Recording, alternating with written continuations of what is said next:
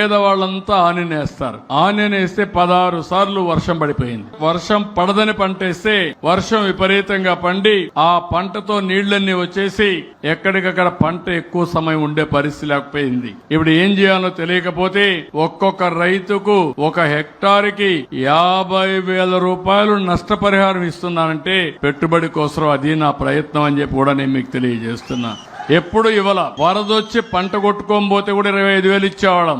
అలాంటిది మొట్టమొదటిసారిగా చరిత్రలో ఆ రైతును ఆదుకోవడానికి హెక్టారుకి 50,000 ఇస్తున్నాం. అయినా కూడా వాళ్ళ కష్టాలు కొంతవరకు తీర్చగలుగుతున్నాం. ఇలాంటి సమస్యలన్నీ వస్తానే ఉంటాయి. సమస్య వచ్చినప్పుడు పారిపోకుండా దిగులు పడకుండా ఆ సమస్య నుంచి మీరు ఆలోచించి రైట్ డెసిషన్ తీసుకొని ముందుకు పోవడం తప్ప వేరే మార్గం లేదు. కొంతమంది నేను చూస్తా ఉంటాను, సమస్య వచ్చింది కాబట్టి భయపడిపోయి అఘాయిత్యం చేసుకుంటారు. కొంతమంది చనిపోతారు, ఆత్మహత్యలు చేసుకుంటారు. ఒక పంట వేస్తాడు, పంట పోతుంది, పంట పోతే అప్పు కట్టాలి, దిక్కుదోచదు, ఇమీడియట్ గా ఆ నిమిషంలో ఆత్మహత్య చేసుకునే పరిస్థితికి వస్తారు.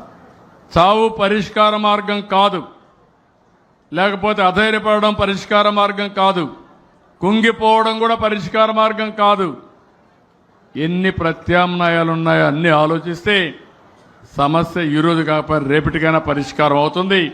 అధిగమిస్తామని